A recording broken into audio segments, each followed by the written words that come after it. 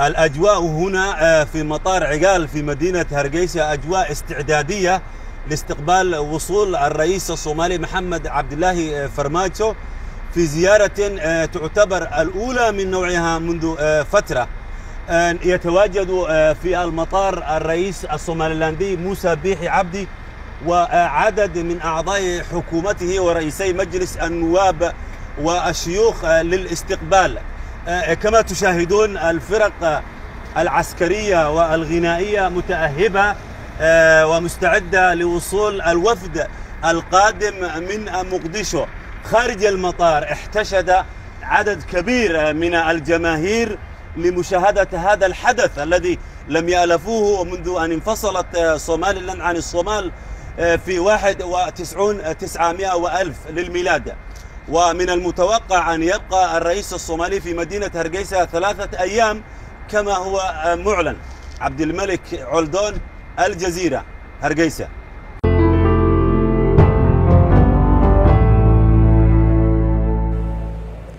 مشاهدي الكرام، أهلا بكم. وصل الرئيس الصومالي إلى عاصمة الجزء المنفصل من الصومال هرقيسة، ومعنا من تلك المنطقة مراسلنا عبد الملك. عبد الملك، أهلا بك. أهلا مريم. عبد الملك، ما هي انتظارات السكان في أرض الصومال وبالتحديد في هرقيسة من زيارة الرئيس؟ مريم، أولا دعينا نضع المشاهدين على الوضع وكيف وصل الرئيس الصومالي محمد عبد الله فرماجو صباح اليوم إلى مدينة هرقيسة عبر مطار عقال. تم استقباله هناك بحفاوة من قبل رئيس صوماليلاند موسى بيحي عبدي وعدد من أعضاء حكومته ورئيسي مجلس النواب والشيوخ.